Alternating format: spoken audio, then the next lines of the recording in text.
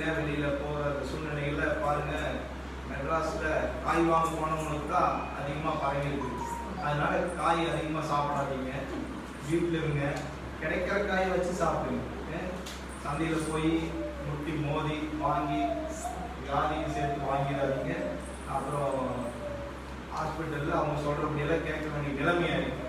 அதனால நீங்க புரிஞ்சுக்கணும். கோயம்பேடு வந்து சினிமா பார்க்க போனவங்களுக்கு காய் வாங்க போனவங்க, அல்லேலூயா. ஆமாம், அதை வந்து புரிஞ்சுக்கிட்டீங்கன்னா சந்தைக்கு போக மாட்டீங்க. ஆமாம், இருக்கிறத சீக்கிரமா செலவு பண்ணுவீங்க. இன்னைக்கு செய்திக்கு நேரம் நம்ம நடந்து சொல்ல போகிறோம். கிருபை இரக்கமுள்ள எங்கள் தேவனே, உங்களுக்கு நன்றி செலுத்துகிறோம்ப்பா. அவன் இந்த நாள்ல கூட அவன் இந்த ஞாயிற்றுக்கிழமை ஆராதனையில கர்த்தர் எங்களுக்கு கூடி வரும்படியாய் உதவி செய்திருக்கு. இந்த Facebookல பார்க்கிற, யூடியூப்ல பார்க்கிற ஒவ்வொருவரையும் கர்த்தர் நீர் ஆசீர்வதிக்கிறாங்க. அவர் குடும்பங்களுடைய தேவைகளை சந்திக்கிறாங்க. அவன் அவர் குடும்பங்கள்ல எவ்வளவோ சூழ்நிலைகள் இந்த நெருக்கடியான காலகட்டத்தில் அவர்கள் பார்த்து கொண்டிருக்கிறாங்க, கடந்து சென்று கொண்டிருக்கிறாங்க. அதுல அவர்களுடைய வேலை இல்லாம, அவன் தொழில் இல்லாம, அவன் அநேக சூழ்நிலைகள்ல நெருக்கடியான நிலைமையில் அவர்கள் இருக்கிறாங்க. அந்த தேவைகளை அனைத்தையும் சந்திப்பீராக. கர்த்தர் ஏற்ற காலத்துல இந்த காரியங்களை எல்லாம் மாற்றுதலாய் மாற்றி தருவீராக. இந்த கொரோனா என்கிற இந்த வைரஸ் கிருமியிலிருந்து எங்க தேசங்களையும் எங்களுடைய ஜனங்களையும் நீர் பாதுகாத்துக் கொள்வீராக. ஆமே, தேசங்கள் என்று சொல்லும் போது உலகம் முழுவதும் இருக்கிற ஒவ்வொரு ஜனங்களையும் நீர் பாதுகாத்துக் கொள்ளுகிறாரா. இந்த நாள்ல செய்தி மூலமா எங்களோடு நீர் பேசுவீராக. தடைகளை மாற்றி போடுங்க. கர்த்தர் பெரிய காரியங்களை செய்ய இரட்சகர் மீட்பருமாக இயேசு கிறிஸ்துவின் நாமத்தில் கேட்கிறோம் ஜீவன நல்ல பிதாவே, ஆமென். அல்லேலூயா. ஆமென். இந்த நாள்ல கூட நம்ம வந்து ஒரு காரியத்தை குறித்து நாம் பார்க்க போகிறோம். அதாவது கர்த்தருடைய திட்டத்தின்படி கர்த்தருடைய வழியில நடக்க ஆரம்பிச்சிட்டோம் அப்படின்னு நம்ம உறுதியா நம்பணும்னா நம்ம பின்னோக்கி பார்க்க கூடாது. அல்லேலூயா. பின்னோக்கே நான் ஒரு நல்ல ஒரு அருமையான ஒரு பாடல் இருக்கு. அதாவது பின்னோக்கி, don't turn back, பின்னோக்கி பார்க்க கூடாது. அதாவது no turning back அப்படின்னு சொல்லலாம். பின்னோக்கி பார்க்க மாட்டேன், பின்னோக்கே நான். பாருங்க, இதுல வேதத்துல ஒரு 2-3 பேரை குறித்து நாம் பார்க்க போகிறோம். முதலாவது பார்க்க போறது ஆபிரகாம். ஆபிரகாமுடைய வாழ்க்கையில அவர் வந்து பட்ட சூழ்நிலைகள், அவர் இருந்த நிலைமைகள், அவர் பாருங்க, ஆண்டவர் ஒரு வார்த்தை சொல்லுகிறார். ஆண்டவர் என்ன சொல்றார்? ஒரே ஒரு வார்த்தை தான்,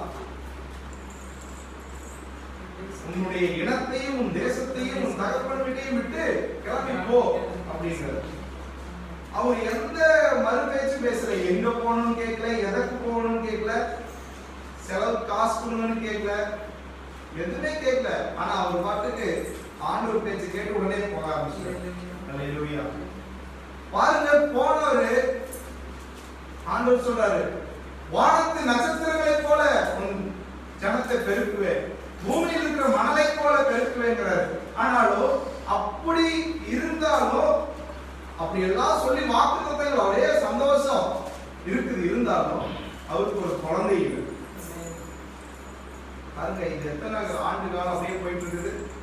காலங்கள் கடந்து போயிட்டே இருக்குது. வயசு ஆயிடுச்சு, 100 வயசு ஆயிடுச்சு. எத்தனை வயசு? 100 வயசு. இந்த காலத்துல 30 வயசு 40 வயசுல குழந்தை இல்லைனாலே சிலரெல்லாம் இறந்து போயிடுறாங்க, தற்கொலை பண்ணிக்கிறாங்க. எவ்வளவு பாக்குறோம், நியூஸ்ல பாக்குறோம். ஆனா பாருங்க, 100 வயசு வரைக்கும் ஒரு குழந்தை இல்லை. ஆனா ஆண்டவர் சொன்ன அந்த வாக்கு தத்தத்தை மட்டும் முன்னாடி வைத்திருக்கிறார். அதை வச்சுட்டே போயிட்டு இருக்கிறார். அப்போ ஒரு நம்பிக்கை, ஆண்டவர் சொன்னதை செய்வார். ஏன்னா அழைத்தவர் ஆண்டவர், அதை போக சொன்னவர் ஆண்டவர். அவர் வந்து ஏதோ எதர்ச்சியா இல்ல ஒரு திடீர்னு அவரை அழைச்சு அவரை செலக்ட் பண்ணி கொண்டு இல்ல, ஆண்டவர் ஒரு திட்டத்தை வைத்திருக்கிறார். இந்த நாள்ல கூட ஆண்டவர் உங்க மேல ஒரு வாக்கு தத்தத்தை, உங்க மேல ஒரு திட்டத்தை வைத்திருக்காருன்னா சும்மா எங்கேயோ சுத்திட்டு இருக்கிறவங்க அப்படியே கூட்டிட்டு வந்து ஆண்டவர் உட்கார வைக்கிறாருன்னு வைங்க. சும்மா வெறுமையா இருப்பதற்கு அல்ல, அதை நீங்க புரிந்து கொள்ள வேண்டும். அல்லேலூயா. நம்முடைய நிலைமைகளை ஆராய்ந்து எல்லாம் தெரிஞ்சுதான் அவர் வந்து கொண்டு வந்திருக்கிறார். யாரு என்ன அப்படிங்கறதெல்லாம் தெரிஞ்சுதான். அப்போ நம்ம எல்லாவற்றையும் நம்ம யோசித்து பார்க்க வேண்டும். இந்த நாள்ல கர்த்தர் நம்மோடு கூட இருக்கிறார் என்பதை ஒவ்வொரு நாளும் நம்ம உணர வேண்டும். அது இப்படிப்பட்ட நெருக்கடியான நிலைமைகள் தான் நீங்க உணர்ந்து கொள்ளணும். அந்த திருமண காரியங்களுக்கெல்லாம் ஒரு சில நேரத்தில் திரும்பி வரும்போது சில சோர்வுகள் தான் இருந்தாலும் கர்த்தர் ஏதோ ஒரு நல்லதுக்காக இதை செய்கிறார். அல்லேலூயா. அது ஒரு நம்பிக்கை இருக்கிறது. எப்படி இருந்தாலும் திருமணம் அது நடக்காம இருக்க போறது. ஆனா கர்த்தர் எதை செய்தாலும் ஒரு நன்மைக்காக செய்கிறார். ஒருவேளை நாங்க அங்க பர்மிஷன் கிடைச்சு போயிருந்தாலும் ஒருவேளை அவங்க திரும்பி விட முடியாத ஒரு நிலைமையில நாங்க சிக்கி இருந்தா யோசித்து பாருங்க. ஒரு 15 நாளோ இல்லை 20 நாளோ அப்படிலாம் வச்சிருந்தா அது ஒரு சிரமமான காரியம். ஆண்டவர் எதை செய்தாலும் நன்மையாய் செய்கிறார். அல்லேலூயா. இப்ப நாங்கெல்லாம் போயிட்டு வந்தீங்களா, நாங்கெல்லாம் அங்க மாட்டினா ஆராதனை நடத்துறதுக்கு கூட வாய்ப்பு இல்லாம. அல்லேலூயா.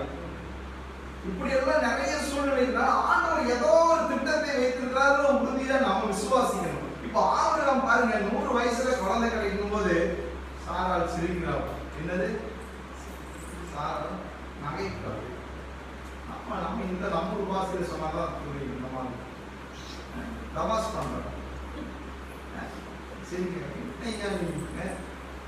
வயசாயிட்ட எப்படி நமக்கு குழந்தை ஏதாவது நல்லது உண்மை நடக்கிற மாதிரி சொல்லு. ஆனா ஆபிரகாம் கர்த்தரை மட்டுமே உறுதியாக கற்றுக்கொண்டார். அவர் பின்னாடி போறதுக்கான அவருக்கு சூழ்நிலையே அங்க இல்ல. அவர் உறுதியா அவருக்கு எந்த இதுவுமே அவர் பார்க்கல. ஆண்டவர் அழைத்திருக்கிறார், அழைத்தவர் உண்மை உள்ளவர், என்னை நேர்த்தியாய் நடத்தி செல்வார்கள் தைரியமா நின்றார். பாருங்க, கர்த்தர் சொன்னதை செய்தார்.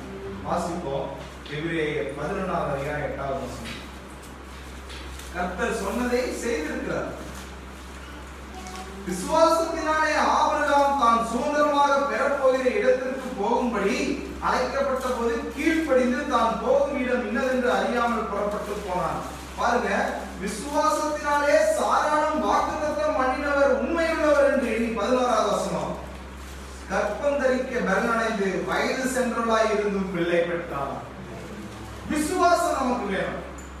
ஆண்டவர்கள் அழைச்சிட்டாரு, தெரிஞ்சிட்டாரு, ரட்சிப்பு நடத்திட்டாரு அப்படின்னு சொன்னா அதோட போகாது, இருந்துடக்கூடாது. ஒரு விசுவாசம் வேணும், திரும்பி பார்க்க கூடாது. அப்படியே இப்படிதான் பாருங்க, இஸ்ரவேல் ஜனங்கள் மோசே அழைச்சிட்டா காப்பாத்துறாரு பயங்கர சந்தோஷம். எங்களை காப்பாத்துற மோசே எங்களை ரட்சித்து கொண்டு போக வந்துட்டாரு பயங்கர சந்தோஷமா வந்தாங்க. ஆனா கொஞ்ச தூரம் நடந்ததுக்கு பசி எடுத்துருச்சு, தண்ணி இல்ல, சாப்பாடு இல்லைன்னா இவன் கூட போய் வந்தவன், இவன் கூட போய் நான் வந்தவன் முறுமுறுக்க ஆரம்பிச்சிட்டாங்க. மோசே உனக்கு வந்ததுக்கு நாங்க அங்கேயே இருந்திருக்கலாம், நாங்க அடிமையிலா இருந்தாலும் நல்லா வயிறா சாப்பிட்டுருந்தோம். என்ன ஒரு மோசையை பிடிச்சி டார்ச்சர் பண்ண ஆரம்பிச்சிட்டாங்க. பாருங்க, இந்த நாட்கள்லயும் ரட்சிப்புக்குள்ள வர்றதுக்கு முன்னாடி எவ்வளவோ பாடுகள் துன்பங்கள் இருக்கும். ஆனா ரட்சிக்கப்பட்டதுக்கு அப்புறம் என்னம்மா நாங்க ஆண்டவர்கிட்ட வந்துட்டோம், ஆண்டவர் இப்போ எங்க கண்ணீரை பார்க்க மாட்டேங்குது. அதுக்கு முன்னாடி 2 மணி நேரம் அழுதுப்பாங்க, இப்போ 10 நிமிஷம் தான் அழுதுப்பாங்க.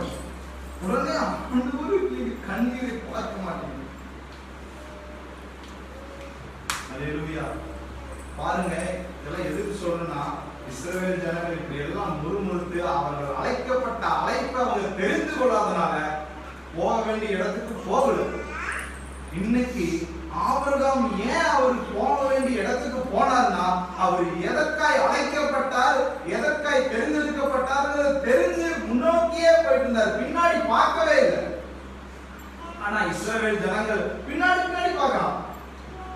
தண்ணி இல்லையா, அப்படியே அந்த பார்வை நல்லா தண்ணி குடிக்க தாகம் எடுத்தா அது என்ன சட்டாயில திரும்ப ஊத்திட்டு இருந்தான், அதை போய் நல்லா குடிச்சிட்டு இருந்தாங்க. சாப்பாடு அடிமைக்கு எப்படி போடுவாங்க அதை யோசிச்சு பாருங்க. அடிமையில் இருக்கும்போது அப்படி பண்ணிட்டு இருந்தான், அங்க நம்ம நல்லா சாப்பிட்டமே. பின்னாடி பார்க்கிற நிலைமைகள் இருந்தனாலதான் அவங்க போக வேண்டிய இடத்துக்கு போகவே முடியல. இன்னைக்கு உங்களுடைய பின்னாடி இருக்கிற வாழ்க்கையை நோக்கி பார்க்காதீங்க. ஆனா பிசாசு என்ன பண்ணுவான்னா, அந்த பின்னாடி இருக்கிற வாழ்க்கையை சுட்டி காமிச்சிட்டு இருப்பான். நீ அப்படிப்பட்டவன் தானே, நீ அங்கிருந்து வந்ததானே, உனக்கு அங்கேயே நல்லா இருந்துச்சு, இங்க என்னத்தை கிடைக்க போகுது, நீ அங்கேயே போயிரு. பழைய சர்ச்சுக்கு போறது சொல்றது, பழைய பாவத்திற்கு போயிரு, பழைய பிரச்சனைகள் பாரு, அங்கே அது நல்லா இருந்துச்சுன்னு பிசாசானவன் கத்த வேலை. தெளிவுள்ளவர்களாக இருக்க வேண்டும். இஸ்ரவேல் ஜனங்கள் நம்முடைய முன்னோர்கள் என்று சொல்றோம், இருந்தாலும் அந்த முன்னோர்கள் செய்த அதே தவறு நம்ம செய்யக்கூடாது என்றுதான் இந்த நாள் நம்மளோடு நாம் சொல்ல விரும்புகிறது. அவர்கள் போக வேண்டிய பாலும் தேனும் ஓடுகிற கானான் தேசத்திற்கு பாருங்க. ஒரு ஓட்டப்பந்தயத்துல ஒரு மனுஷன் கஷ்டப்பட்டு ஓடுறானா அவனுக்கு கிடைக்கிற அந்த ஒரு மெடலுக்காக தான், சின்ன மெடல். அந்த மெடல் சேட்டு கடையில் வைக்க முடியுமா? 1000 ரூபாய் கிடைக்குமா? 10,000 ரூபாய் கிடைக்குமா? வீட்டுல சும்மா தொந்தரா விட முடியும். அந்த மெடலுக்கு அவன் ஜீவனை கொடுத்து ஓடலாம். ஆனா இஸ்ரவேல் ஜனங்களுக்கு பாலும் தேனும் ஓடுகிற கானான் தேசம் ஆண்டவர் வாக்கு பண்ணாரு. ஆனா பாலும் தேனும் குடிச்சிட்டு இருந்தா ஏன் நம்ம சூப்பரா இருக்கா, கலரா இருக்கு. அதெல்லாம் இல்லாதனால இப்படி இருக்கிறோம். அவங்க கேட்கல, சொன்னபடியே கேட்கல. ஒவ்வொரு டைம் முன்னுட்டு பாருங்க. இப்போ அந்த வேத வல்லுநர் சொன்ன 40 நாள் நடக்க வச்சதை 40 வருஷங்கள் நடக்க வச்சாரு. இருந்தாலும் அவங்க திருந்தல. எவ்வளவு மோசமா இருந்திருக்காங்கன்னு பார்க்கும்போது நமக்கு ஆண்டவர் இந்த ஒரு 60 நாள் கொடுத்திருக்காரு. இதுலயும் திருந்தலைன்னா நம்ம ஜெபிக்கல. அதை சொல்றேன். அவனும் பெரிய பாவங்கள் செய்யறதோ பெரிய ஒரு தப்பு செய்யறதோ இல்லை. நம்ம ஆண்டவர்கிட்ட திரும்புறீங்கன்னா, ஆண்டவர் நமக்கு செய்யறதை எண்ணி பார்க்கல அப்படின்னா நம்ம போக வேண்டிய இடத்துக்கு நம்ம போக முடியாது. கம்பெனிகள் எடுத்து சாப்பிடணும், பூவாவுக்கு வழி இல்லாமல் போயிடும், அரிசி ஆடைகள்ல அரிசி இல்லாமல் போயிடும். இதெல்லாம் வரப்போகுதுனால சொல்றாங்க. உண்மையான்னு தெரியும். பாஸ்ட் சொன்னாலும் வெளியே சொல்லிடுறாங்க. இதெல்லாம் சொல்றாங்க, வெளியே பேசிக்கிறாங்க. பஞ்சம் வரும். நிறைய பேருக்கு இப்பவே சம்பளங்கள்லாம் நெக்ஸ்ட் மந்த் எல்லாம் பாதி சம்பளம் எல்லாம் கொடுப்போம் அப்படின்னு சொல்லியிருக்காங்க. கவர்மெண்ட் வேலையாளர்கள்லாம் எக்ஸ்ட்ரா இதெல்லாம் கிடையாதுன்னு சொல்லியிருக்காங்க. அப்புறம் இந்த இதுலேயுமே சலுகைகள்லாம் எதுவுமே கிடையாது அப்படின்னு சொல்லியிருக்காங்க. யோசிச்சு பாருங்க, ரொம்ப சிரமம் தான். எப்படி இந்த வருஷம் போக போகுதுன்னே தெரியாது. ஆனாலும் நம்ம அழைத்தவர் உண்மை. அல்லேலூயா. அதுதான் நம்ம முன்னாடி இருக்கணும். உலகத்தார் சொல்றாங்கன்னு சொல்லிட்டு ஐயோ அதை குறிச்சே யோசிச்சுட்டு இந்த இருக்கிற மீதி இருக்கிற இந்த லாக்டவுனையும் அப்படியே அதை சிந்திச்சே காலத்தை கழிச்சிடக்கூடாது. அல்லேலூயா. எப்படி நமக்கு பயனுள்ளதா மாற்றுவோம், ஆண்டவருக்குள்ள எப்படி நம்ம பலப்படுவோம் அப்படிங்கிறத மட்டும் நீங்க யோசிச்சு பாருங்க. கர்த்தர் உங்களை பலப்படுத்துவார். ஆபிரகாமும் ஒரு மனுஷனா தான் இருந்தாரு. அவருக்கு வானத்தினால இருக்கல. ஆனா அவருடைய அந்த விசுவாசத்திற்கு ஆண்டவர் பதில் தந்தார். அதனாலதான் இந்த எபிரேயர்ல பாருங்க, முன்னாடி ஆதியாகமத்துல அதிகமா அவரை குறிச்சு நீங்க விலாவரியம் படிக்கலாம். எபிரேயர்ல அதிகமா விசுவாசத்தை குறிச்சு அந்த 11வது அதிகாரம் முழுசும் அவங்க எப்படியெல்லாம் விசுவாசம் ஒவ்வொரு வசனத்திலையும் பாருங்க. விசுவாசத்தினாலே அவன் வாக்குத்தத்தம் பண்ணப்பட்ட தேசத்திலே பரதேசியை போல சஞ்சரித்து, 9வது வசனம், அந்த வாக்குத்தத்தத்திற்கு உடன் சுதந்திரராகி ஈசாக்கோடும் யாக்கோபோடும் கூடாரங்களே குடியிருந்தான். எப்படியாமா? பரதேசியாய் சஞ்சரித்து, ஒண்ணுமே இல்லாதவன். ஆனா ஆண்டவர் எப்படி வாக்கு பண்ணியிருந்தாரு? இந்த தேசத்திற்கே அவனை அதிபதியாக்குவேன். கடலை போல மணல் அவ்வளவு இருக்குது, அந்த மணலை போல வானத்து நட்சத்திரங்களை போல அப்படிங்கிறார். ஆனா பரதேசியா இருக்கிறார். இன்னைக்கும் ஆண்டவர் நமக்கு நம்ம கூட வாக்குத்தத்தத்தை பார்த்தவர் சொன்னாரு, பிதாக்களுக்கு ஆணையிட்டபடி 1000 மடங்கு ஆசீர்வாதம் சொன்னீங்க, இந்த வருஷம் இப்படி மோசமா போயிட்டு இருக்கு அப்படின்னாரு.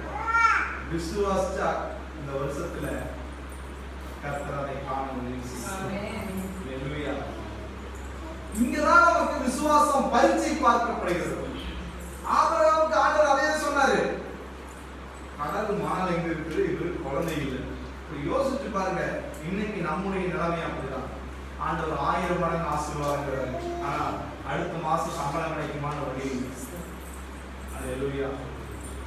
ஆனா கர்த்தர் நினைச்சா செய்வார். அல்லேலூயா. சூழ்நிலைகளை மாற்றுகிறவர் நம்மோடு கூட இருக்கிறார்.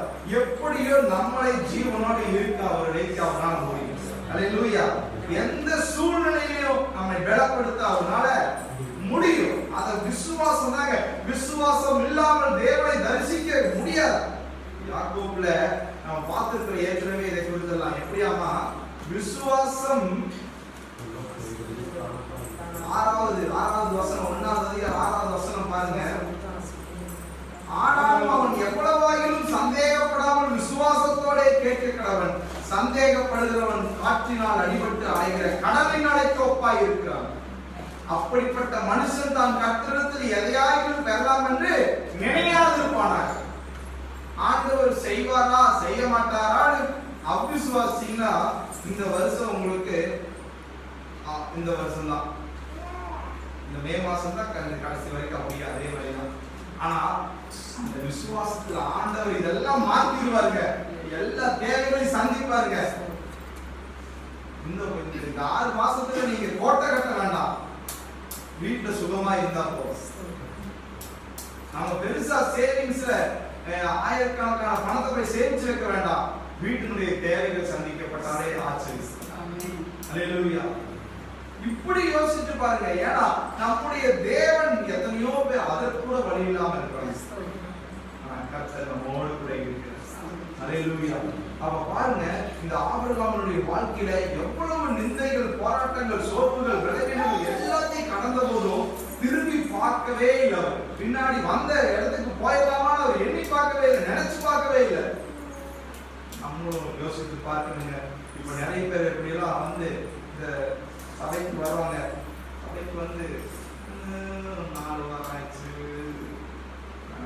5.25 வாரம் ஆச்சு, இன்னுமே ஒன்றும் நடக்கலைங்க, கணக்கு போடுறாங்க. 7 வாரம் ஆச்சு, 4வது வாரம் வரைக்கும் நடக்குது, 7வது வாரம் வருமா, அதுலேயும் நடக்க மாட்டேங்க. அந்த சபையிலேயே நடந்திருக்கலாம். அல்லேலூயா. பின்னாடி பார்க்கணும். ஆனா கர்த்தர் எதற்காக, விடுதலைக்காக கொண்டு வந்து அந்த விசுவாசம் இருந்தாலே போதும். கணக்கு பார்க்கிற நேரம் ஆண்டவர் இங்க சுகப்படுத்துவார், ஒரு விசுவாசம் இருந்தா சுகத்தை பெற்றுட்டு போய்க்கலாம். அதை முன்னிக்க மாட்டேங்கிறாங்க. கணக்கு பார்த்துட்டு வரும்போதே சொல்லுவாங்க, நான் கீழே கூட்டிட்டு எடுத்துட்டு சொல்லுவாங்க, இன்னைக்கு 4வது வாரம், எப்படி 4வது வாரம் நான் வந்துட்டேன், அட்டெண்டன்ஸ். ஆனா விசுவாசம் நீங்க இதெல்லாம் உண்மையா நடக்கிறது. நம்ம ஆளுக்கு என்னன்னா தெரியல, அவங்க அறியாமல் இருக்கிறாங்க. வர்றதுனால நமக்கு சுகம் இல்லை, ஆண்டவரை விசுவாசிக்கிறதுனால தான் சுகம். அல்லேலூயா. அதை புரிஞ்சுக்க மாட்டேங்கிறாங்க. இப்போ வந்து இவர் வந்து இவ்வளவு பெற்றுக்கொண்டார்னா அவருடைய கீழ்ப்படிதலோ ஆண்டவர் ஆண்டவர் மேல அவர் வைத்த விசுவாசம் உண்டு. அதனால விசுவாசிகளின் தகப்பன் அப்படின்னு அவர் சொல்றாங்க. சரி, ஆபிரகாமே பார்த்துட்டு அடுத்தது பாருங்க, இன்னொரு அடுத்து அவங்க வந்து ஒரு பெண் தான், ரூத். அவங்க பாருங்க கல்யாணமாகி வராங்க, அங்கு காரணம் ரூத் அதிகாரம் நீங்க பார்த்துருக்கீங்க, அந்த கதையெல்லாம் உங்களுக்கு தெரியும். கடைசியில எங்க மாமியார் ரொம்ப நல்ல மாமியார், 2 மகன்களுடைய மருமகளுக்கும் என்ன சொல்றாங்கன்னா 2 மகன்களுடைய இறந்துடுறாங்க. நீங்க என்ன பண்ணுங்கம்மா, நீங்க உங்க வீட்டுக்கே போயிருங்க, உங்க தேசத்துக்கே போய் இன்னொரு திருமணம் பண்ணிக்கிட்டு நீங்க நல்லா இருங்க, உங்க வாழ்க்கையை நீங்க பார்த்துங்க, நான் எங்களுடைய வீட்டுல பார்த்து நான் போயிட்டேன் அப்படின்னு சொல்றேன். நான் ரூத் என்ன சொல்றாரு வாசிப்போம். ரூத் 1வது அதிகாரம் 14வது வசனம். அப்பொழுது அவர்கள் சத்தமிட்டு அதிகமாக எழுதார்கள், ஒரு பாதல் மாகியை முத்தமிட்டு போனால் ரூத் அவளை விடாமல் பற்றி கொண்டாள். ஓர்பால் வந்து இன்னொரு மகனுடைய மருமகன், ரூத் வந்து இன்னொரு மகனுடைய மருமகன், அதாவது மனைவி, அதாவது 2 மருமகள். ஓர்பால் இப்படி சொன்னோன்னே எனக்கு ரொம்ப கவலையா இருக்கு, நீங்க போயிருக்கணும் அப்படின்னு சொன்னோன்னே ஓர்பால் சொன்னா சரி, எங்க மாமியே சொல்லியாச்சு, இதுக்கு மேல நான் என்ன பண்றது, நான் எங்க தேசத்துக்கு போறேன், இந்த வாழ்க்கையை நான் பார்த்துக்கிறேன் அப்படின்னு சொல்லி அதிகமா சத்தமிட்டு அழுது, ஒரு சந்தோஷத்துல போகுது, அழுதுதான் போறாங்க. தன் மாமியை முத்தமிட்டு போனார். ஆனா ரூத்தோ அவளை விடாமல் பற்றி கொண்டாள்.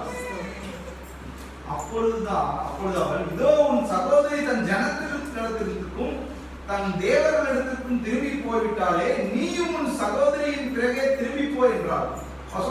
அவ போயிட்டால, நீயும் போயிருமா தயவு செய்து அப்படின்னு சொல்ற. அதற்கு நான் உம்மை பின்பற்றாமல் உம்மை விட்டு திரும்பி போவதை குறித்து என்னோடு பேச வேண்டாம், நீர் போகும் இடத்திற்கு நானும் வருவேன், நீர் தங்கும் இடத்திலே நானும் தங்குவேன், உம்முடைய ஜனம் என்னுடைய ஜனம், உம்முடைய தேவன் என்னுடைய தேவன். அல்லேலூயா.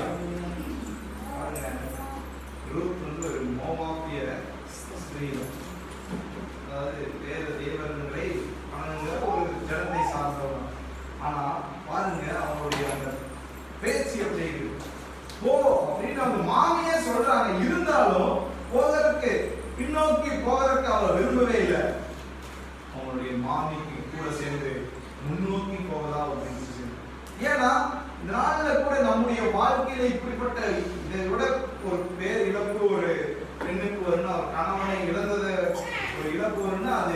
வேற இழப்பு இருக்காது. அந்த ஒரு இழப்புல கூட பின்னோக்கி போக ரூத் விரும்புறது. ஏன்னா கர்த்தர் ரூத்தை தேர்ந்தெடுத்திருக்கார். அவர் ஒரு அழைக்கப்பட்ட ஒரு ஜனமாய் ரூத் காணப்பட்டார். அப்போ கர்த்தர் உங்களை அழைத்திருந்தா எப்பேற்பட்ட சோதனைகள் வேணாலும் வரலாம். ஆண்டவர் டெஸ்ட் பண்ணுவார். எந்த சூழ்நிலையில வேணாலும் உறுதியாய் நம்ம ஆண்டவருடைய திட்டத்தை நோக்கி தான் போறோமா அப்படின்னு அவர் பார்க்கலாம். ரொம்ப மோசமான நிலைமைகளா வரலாம். அதுலயும் அவருடைய திட்டத்துல உறுதியா நிக்கிறமா நான் பார்க்கிறேன். இந்த நாள் நம்முடைய போக்கஸ் அதை மட்டும் தான் இருக்கணும். வேற எதையும் இருக்கக்கூடாது. அவர் சொன்ன அந்த திட்டத்தை தீர்மானத்தையும் அந்த திட்டமே தெரியலனா, அதாவது போக வேண்டிய இடம் தெரியாம போற மாதிரி தான். ஃபர்ஸ்ட் தெரிஞ்சுக்கணும். அது நீங்க தான் தெரிஞ்சுக்கணும். யாரோ ஒருத்தர் சொல்லி இல்ல, ஆண்டவர்கிட்ட நீங்க கேட்டு உங்க அழைப்பென்ன, உங்களுடைய ஆண்டவர் உங்க மேல என்ன திட்டத்தை வைத்திருக்கிறார், ஆண்டவர் உங்களுக்கு என்ன கிருபைகளை வைத்திருக்கிறார், அதெல்லாம் நீங்க ஆண்டவரோடுக்குள்ள உறவுல நீங்க அதை தெரிந்து கொள்ள வேண்டும். அதுல உறுதிப்படுத்திக் கொள்ள வேண்டும். உறுதிப்படுத்திக்கலன்னா யாராவது ஊழியக்காரர் மூலியமா பேசுவாரு. ஆனா ஊழியக்காரர் சொன்னதுனால இதுதான் அழைக்கணும் அப்படி நிறைய பேர் இருக்கிறாங்க. பாவங்களா அந்த ஊழியக்காரர் நான் வந்து தீர்க்கதரிசின்னு சொல்லிட்டாருங்க. அந்த ஊழியக்காரர் நான் வந்து அப்போஸ்தலன் சொல்லிட்டாரு. ஊழியக்காரர் சொல்றதுனால நம்ம மாறிடுவோம். அல்லேலூயா. ஆண்டவர் சொல்லுங்க. அல்லேலூயா.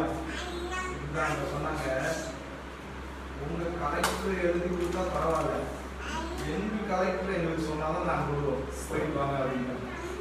எப்படி? அது மாதிரிதான் நம்ம கலெக்டர் அவரு சொல்லணும். ஊழியக்காரர் சொல்லிட்டு போயிடுவாரு. யாரோ தெரிஞ்சு ஃப்ரெண்டு அப்படின்னா சொல்லிட்டு போயிடுவாங்க. இது நிறைய பேருக்கு நினைக்கிறாங்க. ஆனா அப்படி இல்லை. ஆனால் ஏதாவது ஊழியக்காரர் மூலமா ஏற்கனவே உங்களுக்கு சொன்ன காரியத்தை உறுதிப்படுத்தலாம். அதுவே உறுதின்னு நினைச்சு எடுத்துட்டீங்கன்னா ரொம்ப உங்களோட வாழ்க்கைக்கு பெரிய ஒரு கேள்விக்குறியா வந்துவிடும். உங்களுடைய பயணத்துல மிக மோசமான விளைவுகளை சந்திக்கிறீர்கள். அதனால இதெல்லாம் ரொம்ப கவனமா இருங்க. அந்த திட்டம் தலைப்பு அதை குறித்து பேசினா லேட் ஆயிடும். அதனால அதை விட்டுருங்க. அது நீங்க ஆண்டவருக்கு தெரிஞ்சுக்கணும் ஃபர்ஸ்ட். அதுக்கப்புறம் ஊழியக்காரர்கிட்ட அதே மாதிரி உங்களுடைய திட்டத்தை குறித்து உங்களிடத்துல ஆண்டவர் பேசும்போது உங்களை ஊழியத்திற்கு அழைக்கிறாருன்னா உங்க ஊழியக்காரருக்கும், அதாவது நீங்க சபைக்கு போயிட்டு இருந்தவங்களா இருந்தா சபையில அங்கமா இருக்கும்போது அந்த ஊழியக்காரருக்கு அதை வெளிப்படுத்துவார். அல்லேலூயா. இல்ல வெளியில யாராவது 1, 2, 3 சாட்சிகளால உறுதிப்படுத்தப்படும் நேரம் சொல்லிடுறது. அப்போ எங்கேயாவது நீங்க போற இடத்துல அப்படியே என்ன உங்களுக்கு பேசினாரோ அதே வார்த்தையை கொண்டு பேசுவார், அதே திட்டத்தை பேசுவார், அதே பிளான் பேசுவார். ஒவ்வொரு இடத்துல பிளான் மாற்ற மாட்டார். இங்க பிளான் வரையும் போது இன்ஜினியர் 4 ரூம் வரைஞ்சிட்டு கவர்மெண்ட்ல கொடுக்கும்போது 2 ரூம் காமிச்சா கவர்மெண்ட் அப்ரூவ் பண்ணுவாங்க. அப்புறம் ஓனர்கிட்ட காமிக்கும்போது 5 ரூமுங்க அப்படின்னு காமிச்சா கட்டி முடிச்சுன்னு கேட்பாங்க. 4 ரூம் கட்டிட்டு 5 ரூம்னு சொன்னேன். அது மாதிரி ஆயிடக்கூடாது. என்ன திட்டமோ என்ன உங்களுக்கு பேசுறாரோ அதே போல அவங்க மூலியமா பேசுவார். அதே போல இன்னொருத்தர் ஊழியக்காரனா அவங்க மூலியமா பேசுவார். அதாவது கரெக்டா ஆண்டவர் பேசுறதா இருந்தா கரெக்டா பேசுவார். ஆண்டவர் மாத்தி மாத்தி பேச மாட்டார். இதெல்லாம் நீங்க புரிந்து கொள்ள வேண்டும். இந்த ரூத் வந்து என்ன சொன்னா, ரூத்துக்கு வந்துருவோம். ரூத் என்ன சொல்றா, உம்முடைய ஜனம் என்னுடைய ஜனம். நீங்க எங்க போனாலும், நீங்க காட்டுக்கு போனாலும், நீங்க வீட்டுக்கு போனாலும், நீங்க வேற தேசத்துக்கு போனாலும், எங்க போனாலும் நானும் வருவேன். என்னைக்கு போக சொல்லாதீங்க.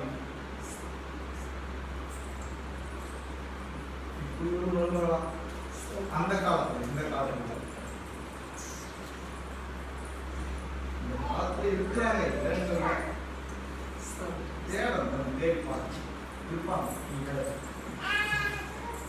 பாருங்க, ரூத்துக்கு வந்து அப்படி ஒரு பயங்கர ஒரு ஆர்வம். பின்னாடி படிச்சு பாத்தீங்கன்னா உறுதியாய் அதுக்கு அப்போ பற்றி கொண்டு நீர் மரணமடையும் எடுத்து நானும் மரணமடைந்து. பாருங்க எப்படிப்பட்ட வார்த்தையை சொல்றார். அங்கே அடக்கம் பண்ணப்படுவேன், மரணமே இல்லாமல் வேறு ஒன்றும் விட்டு என்னை பிரித்தால் கர்த்தர் அதற்கு சரியாகவும் அதற்கு அதிகமாகவும் எனக்கு செய்ய.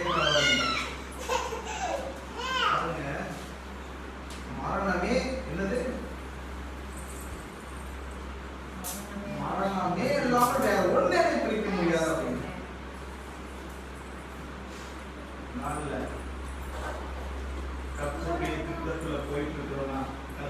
சித்தத்தை செய்ய விரும்புறேன்னா எப்பவுமே திரும்பி பார்க்கக்கூடாது. மாறான பரியந்தம் நம்முடைய பின்னோக்கி நான் அப்படி போகக்கூடாது. முன்னாடிதான் பார்க்கணும். அப்படி அந்த உறுதி நம்மளுக்கு இருக்குன்னு இல்லை, நீங்க எப்பேற்பட்ட காரியத்திலையும் வெற்றி பெறணும். பாருங்க, இப்படி இருந்த ரூத்துக்கு கர்த்தர் அருமையான ஒரு போவாசை கர்த்தர் ஏற்பாடு செய்து, எப்படி ஒரு ஆண்டவர் ஒரு திட்டம் பாருங்க. அவருடைய திட்டத்துல நீங்க உறுதியா இருந்தா ஒரே ரூத்தும் சரி எங்க மாமி எப்படியோ நம்ம சமைச்சு சாப்பிட்டா நம்ம இருந்தா என்ன செத்தா என்னன்னு போயிடுச்சுவீங்க. ரூத்துடைய வாழ்க்கை வேதத்துல இடம் பிடிச்சிருக்குமா? யோசிச்சு பாருங்க. போவாசுடைய அந்த ஐக்கியம் கிடைச்சிருக்குமா? இந்த ஒரு வசதி கிடைச்சிருக்குமா? யோசித்து பாருங்க. ஆனா அதை உறுதியா இருந்தனால அவளுக்குன்னு ஒரு இடத்தை ஆண்டவர் ஏற்பாடு செய்யணும். ரூத் போவாஸ்னா எல்லாரும் அறிவுபடி கர்த்தர் வைத்திருந்தோம். இந்த நாள்ல பின்னாக்கி பார்க்கிற பின்னாடி போற முடிவு பண்ணிட்டீங்கன்னா அப்புறம் அவ்வளவுதான். ஆண்டவர் உங்களுக்கு வைத்திருக்கிற இடம் காலியம். தெரிஞ்ச ஒருத்தர் பின்னாடி போயிட்டார், பின்னோக்கி முன்னாடி பார்க்கும்போது டோட்டலாவே பின்னாடி பார்த்தாரு. அப்புறம் இப்போ கஷ்டமா இருக்குது முடியல அப்படின்னு என்ன பண்றது? இன்னும் பெரிதான இணை காண்பாய் மகனே அப்படின்னு நம்ம வாழ்க்கை போக வேண்டியது. நம்மளை ஏமாத்தணும், ஆண்டவரை ஏமாத்த முடியுமா? அல்லேலூயா. நம்ம சொல்லதாங்க முடியும். சிலர்லாம் கேட்க மாட்டேன், பின்னாடிக்காக பார்ப்பேன், பின்னாடி போயிருவாங்க. சின்ன சின்ன பிரச்சனை வந்து பின்னாடி போயிருந்தா போய்க்கிங்க தயவு செய்து. அல்லேலூயா. நம்ம எல்லாமே ஒரு குறிப்பிட்ட அளவுதான். ஒரு வாரம் போயிட்டா ஒன்றும் பிரச்சனை இல்லை, அவருடைய கதை அதோட முடிஞ்சது. ஆனா ரூத் கூடவே இருந்து இப்படிதான் இருப்பேன்னு சொன்னதுனால பாருங்க, அதற்கு பின்னாடி பாருங்க 4 அதிகாரத்துல ரூத்தினுடைய வாழ்க்கையை உங்களுடைய வாழ்க்கையிலும் ஒரு பெரிய மாற்றம் பண்ணணும்னா முன்னோக்கி பார்க்கிற அந்த அனுபவத்தை மட்டும்தான் நீங்க வைத்துக் கொள்ளணும். வாசிப்போம் எசேக்கியேல் 37வது அதிகாரம் 3வது வசனம். வேகமாய் காரணம் சொல்லுங்க. எசேக்கியேல் 37வது அதிகாரம் 3. அவர் என்னை நோக்கி, மனுபுத்திரனே, இந்த எலும்புகள் உயிரடையுமா என்று கேட்டார். அதற்கு நான், கர்த்தராகிய ஆண்டவரே, தேவரீர் அதை அறிவீர் என்றேன். மனுபுத்திரனே, இந்த எலும்புகள் உயிரடையுமா என்றார். பாருங்க, எசேக்கியேல் 37 பார்த்தீங்கன்னா, கர்த்தருடைய கை என்மேல் அமர்ந்து கர்த்தரை ஆவிக்குள்ளாக்கி வெளியே கொண்டு போய் எலும்புகள் நிறைந்த ஒரு பள்ளத்தாக்கின் நடுவில் நிறுத்தி என்னை அவைகளின் அருகே சுற்றி நடக்க பண்ணினார். இதோ பள்ளத்தாக்கின் வெட்ட வெளியே அந்த எலும்புகள் மகா திரளாய் கிடந்தது, அவைகள் மிகவும் உலர்ந்ததுமாய் இருந்தது. இந்த தீர்க்கதரிசியோட வாழ்க்கையில தொடக்கத்துல ரொம்ப போராட்டங்கள், சில சூழ்நிலைகளை கடந்து வராங்க. ஆனா பாருங்க, கடைசியில் எப்படிப்பட்ட ஒரு ஸ்லாகியத்திற்குள்ளாய் கர்த்தர் கொண்டு செல்றார் பாருங்க. நீங்களும் ஆரம்ப காலத்துல அநேக கஷ்டங்களை படலாம், அதை குறித்தெல்லாம் சோர்ந்து போக வேண்டாம். கடைசியில் என்ன பண்றாரு? ஒரு பள்ளத்தாக்குல கொண்டு போய் இந்த எலும்புகள் எல்லாம் உயிரடையுமா என்று கேட்கிறார். அவர் என்னை நோக்கி, மனுபுத்திரனே, இந்த எலும்புகள் உயிரடையுமா என்று கேட்டார். அதற்கு நான், கர்த்தராகிய ஆண்டவரே, தேவரீர் அதை அறிவீர். அப்பொழுது அவர், நீ இந்த எலும்புகளை குறித்து தீர்க்கதரிசனம் உரைத்து அவைகளை பார்த்து சொல்ல வேண்டியது என்னவென்றால், உலர்ந்த எலும்புகளே, கர்த்தருடைய வார்த்தையை கேளுங்கள். கர்த்தராகிய ஆண்டவர் இந்த எலும்புகளை நோக்கி, இதோ நான் உங்களுக்கு ஆவியை பிரவேசிக்க பண்ணுவேன், அப்பொழுது உயிரடைவீர்கள். நான் உங்கள் மேல் நரம்புகளை சேர்த்து உங்கள் மேல் மாம்சத்தை உண்டாக்கி உங்கள் தோளின் மூடி அவைகள் ஆவியை கட்டளையிடுவேன், அப்பொழுது நீங்கள் உயிரடைந்து நான் கர்த்தருக்கு அறிந்து கொள்வீர்கள் உரைக்கிறார் என்று சொல்லுகிறார். எனக்கு கட்டளையிட்டபடியே தீர்க்க தரிசனம் உரைத்தேன். நான் தீர்க்க தரிசனம் உரைக்கையில் ஒரு இரைச்சல் உண்டாயிற்று. இதோ அசைவுண்டாகி ஒவ்வொரு எலும்பும் தன் தன் எலும்போடு சேர்த்து கொண்டது. நான் பார்த்து கொண்டிருக்கையில் இதோ அவர்கள் மேல் நரம்புகளும் மாம்சமும் உண்டாயிற்று. மேற்புறம் எங்கும் தோளினால் மூடப்பட்டது, ஆனாலும் அவைகள் ஆவி இல்லாதது. பாருங்க, அந்த வார்த்தையில அப்படிப்பட்ட வல்லமையை கர்த்தர் வைத்திருக்கிறார். எலும்புகள் உயிரடைகிறதுக்கு கர்த்தர் உதவி செய்திருக்கிறார். இந்த நாளில் இந்த முன்னோக்கி பார்க்கிற அந்த அனுபவம் நமக்கு இருக்குமானால் உலர்ந்து கிடக்கிற இந்த உலகத்துல, சோர்வாய் கிடக்கிற இந்த உலகத்துல கர்த்தர் நம்மை உயிரடைய செய்வார். ஆனா முன்னாடி தான் பார்க்கணும், பின்னாடி பார்க்கிற அந்த அனுபவமே நம்ம பார்க்கக்கூடாது. ஐயோ அப்போ நல்லா இருந்துச்சு, இப்ப நல்லா இருந்துச்சு, இப்ப ஆண்டவர் நம்ம எப்படி வைத்திருக்கார், இனி எப்படி வைக்க போகிறார், பின்னாடி பார்க்கிற அந்த நிலைமையை நம்ம பார்க்கவே கூடாது. எதுவா இருந்தாலும் முன்னாடி நாள்ல கர்த்தரை முன்னாடி வைத்து நீங்கள் ஒரு காரியத்தை செய்வீர்கள் என்றால் பின்னாடி பார்க்கக்கூடாது. யாராவது வர்றாங்க, நாம ஒரு சில நேரத்துல இருட்டுல நடக்கும்போது நமக்கு ஒரு பயமா இருக்கும். நமக்குன்னா எனக்கு தான், நமக்குன்னா அவர் அப்படிதான் அவருக்கு பயமா இருக்கு. என்னன்னா பின்னாடியுமே பார்த்துருவோம், ஏன்னா நம்ம நிழல் தான் வருவோம். ஆனா நமக்கு என்னன்னா அவருக்கு ஒரு பயம் இருக்கு, பின்னாடி யாராவது வராங்களா. இது ஒரு சின்ன ஒரு நடந்து போகும்போது இப்படி அந்த மாதிரி சூழ்நிலை இருக்கும். ஆனா கர்த்தருடைய அந்த ஆவிக்குரிய அனுபவத்தில் வரும்போது நமக்கு சூழ்நிலைகள் எவ்வளவு நெருக்கடியா வந்தாலும் முன்னோக்கி பார்க்கிற அனுபவம் தான் நமக்கு தேவை. ஆவியிலும் சரி, ஆத்மாவிலும் சரி, சரீரத்திலும் சரி, முன்னோக்கி பார்க்கிற அனுபவம். நாங்க முன்னாடி போகணும், இந்த ஆண்டவர் என்னை தெரிந்தெடுத்திருக்கிறார், என்னை அழைத்திருக்கிறார். பாருங்க, ரூத் சொன்னது போல மரணம் நம்மை பிரிக்கும் மட்டும் நான் உண்மை விட்டு பிரிய மாட்டேன். மரணம் வர வரைக்கும் நம்ம ஆண்டவரை இறுக பிடித்துக் கொண்டோம்னா கர்த்தர் நம்மை கொண்டு பெரிய காரியங்களை கட்டாயம் செய்வோம். பாருங்க, சங்கீதம் 104 வசனம். சங்கீதம் 104 வசனம். தம்முடைய தூதர்களை காற்றுகளாகவும் தம்முடைய ஊழியக்காரரை அக்னி ஜுவாலைகளாகவும் செய்கிறார். இப்படி எல்லாம் இருந்தீங்கன்னா முன்னோக்கி பார்க்கிற அனுபவத்தோடு அவர் சொன்ன அழைப்புல, அவர் சொன்ன திட்டத்துல, அவர் சொன்ன வைராக்கியத்துல உறுதியாய் கடந்து போயிட்டு இருந்தீங்கன்னா எப்படி மாற்றுவாரமா? தூதர்களை காற்றுகளாகவும் ஊழியக்காரை அக்னி ஜுவாலைகளாகவும் செய்கிறார். பாருங்க, சாத்ராக், மேஷாக், ஆபேத்நேகோ அவங்களை பண்ணி அக்னி ஜுவாலையில போட்டாங்க. அதை விட ஜாலியா இருந்து அவங்க என்னமோ பார்க் போயிட்டு வந்த மாதிரி போயிட்டு வெளியே வர்றாங்க. ஆனா தூக்கி போட பணம் கைக்கு போயிட்டாங்க. அப்போ நம்மளை பார்க்கிறவர்கள் அக்னி ஜுவாலைகளாக பார்க்கும்படியே கர்த்தர் செய்வார்.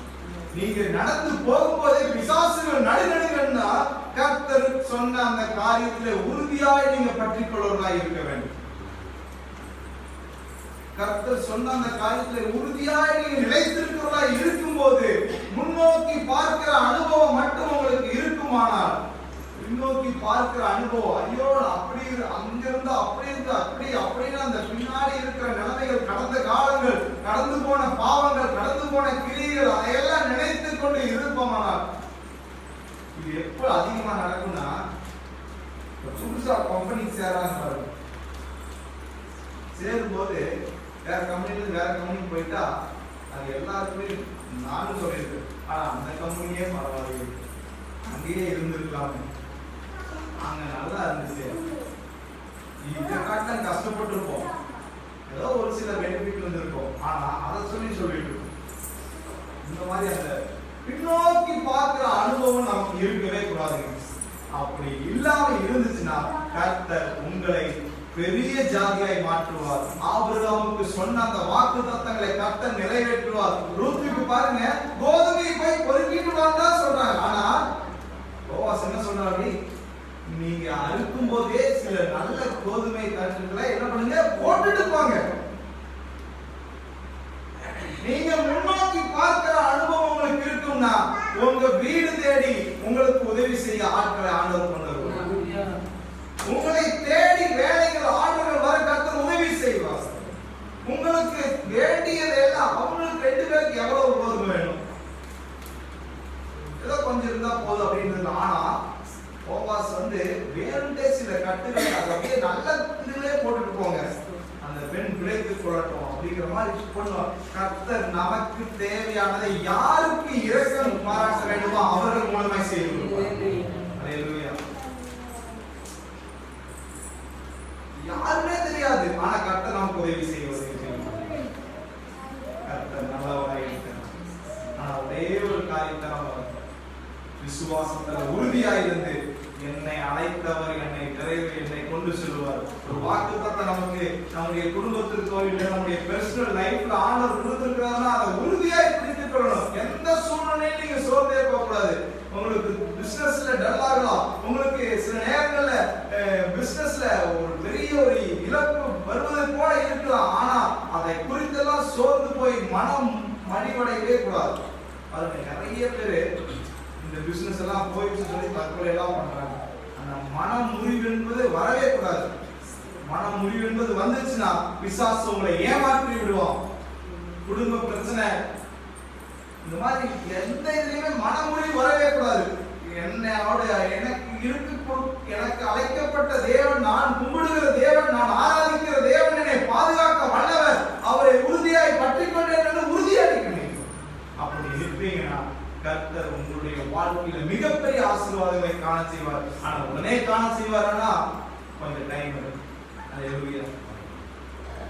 அவரை போல ரொம்ப ஆண்டுகள் ஆகுமா அப்படின்னா இல்ல, அவ்வளவு ஆண்டுகளுக்கு வாய்ப்பு இல்லை. இருந்தாலும் ஒரு சில ஆண்டுகள் இருக்கும்.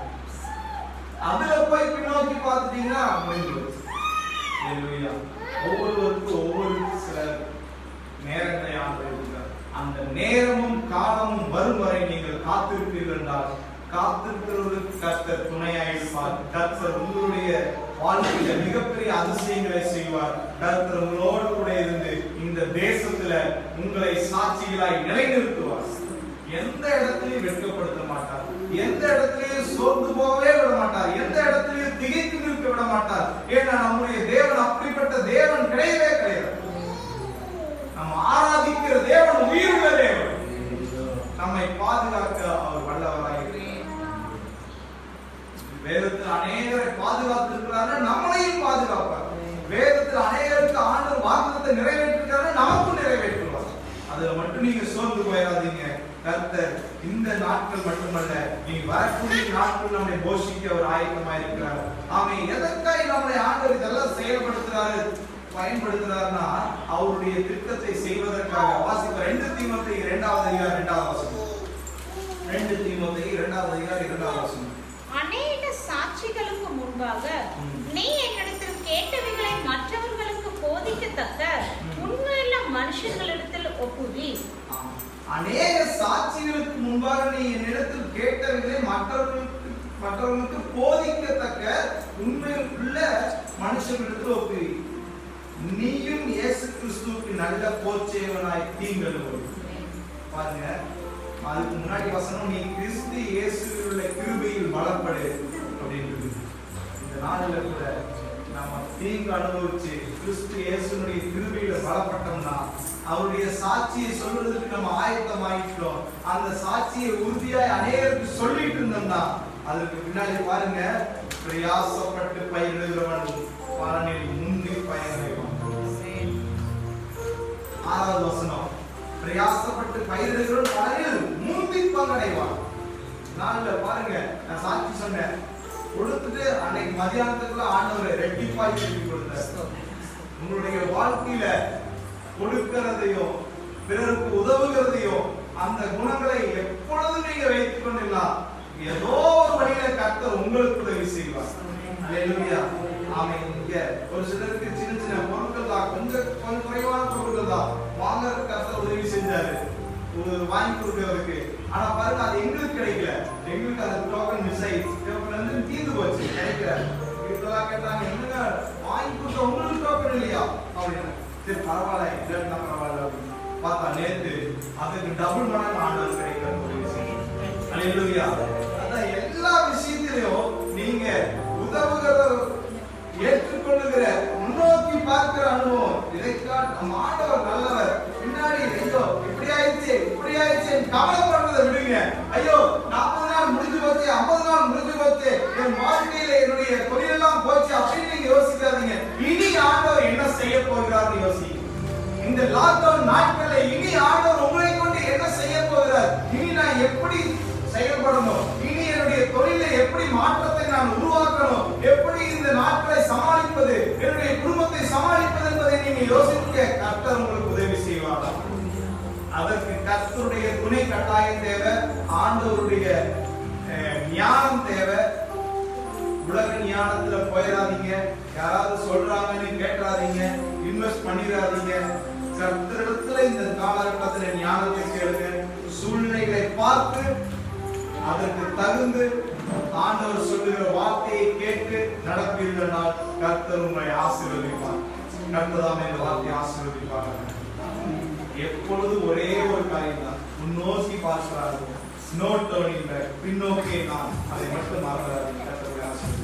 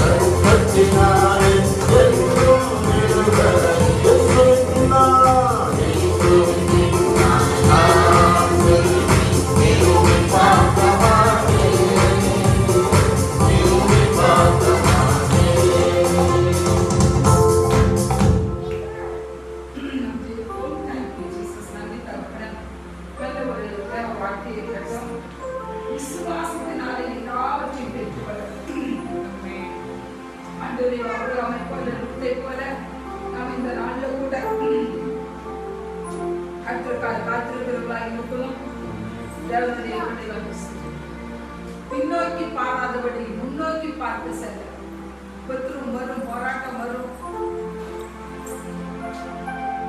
நம்முடைய நன்மைக்காக ஒவ்வொரு காரியத்தை தேவன் என்று சொல்லி இந்த செய்திப்படியாக இந்த நாள்ல கர்த்தருக்காய் காத்திருந்து கிருபைகளை பெற்றுக்கொள்ள, கர்த்தருக்காய் காத்திருந்து நல்ல போச்சவனாக நீங்கள் வைத்து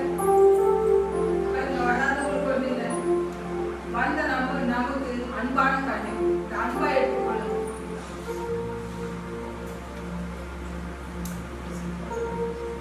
அவனுடைய பிள்ளைகளாகிய நமக்கு தேவன் எந்த சூழ்நிலையிலும் பின்னோக்கி போகாதபடி முன்னோக்கி செல்ல முடியாது. தேவனே பார்த்துக் கொண்டிருக்கிற ஒவ்வொரு பிள்ளைகளும் ஆண்டவரே விசுவாசத்துல பின்னோக்கி பாராதபடி ஆண்டவரே முன்னோக்கி செல்ல போல விசுவாசம் உள்ளவர்களாம். ஆண்டவரே துதிக்கிற தகப்பனை மறுத்தாலும் வாழ்ந்தாலும் ஆண்டவரே உம்மோடு கூட இருக்க வாவலை குறித்து நீ சொல்ல வேண்டாம் என்று சொன்னது போல ஆபிரகாமுக்கு ஆண்டவரே துதிக்கிற அற்புதத்தை செய்து போல இந்த நாள் எங்களுக்கு நீ செய்ய வந்தவராக இருக்கிறார். நாங்கள் காத்து ஜெபிக்க விசுவாசத்தில் உறுதிப்பட கத்தா உதவி செய்யும்.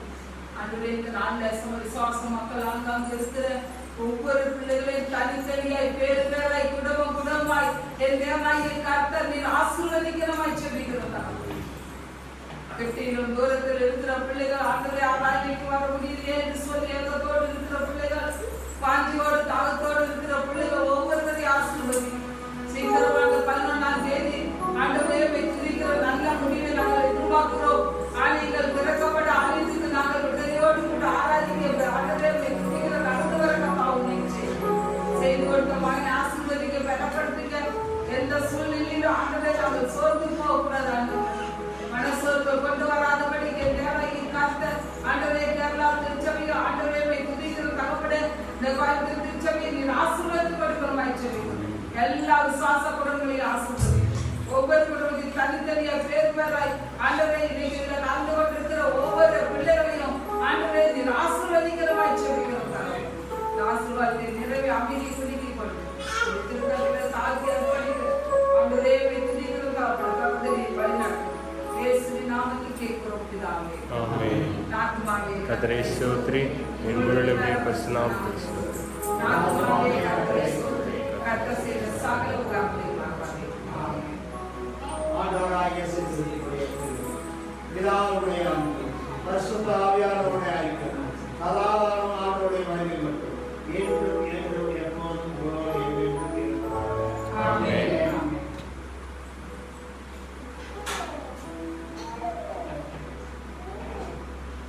இந்த நாளில் இந்த யூடியூப் ஃபேஸ்புக்கில் பார்க்குற ஒவ்வொருவருக்கும் அன்னையர் தின நல்வாழ்த்துக்களை தெரிவித்துக் கொள்கிறேன். Happy mother's day. நம்ம விஷ் பண்ணிடலாம். Happy mother's day. வீட்டில் இருக்கிற தாய்மார்களுக்கு எங்கள் வாழ்த்துக்களை சொல்லுங்க. கர்த்தர் நம்மை ஆசீர்வதிப்பார்.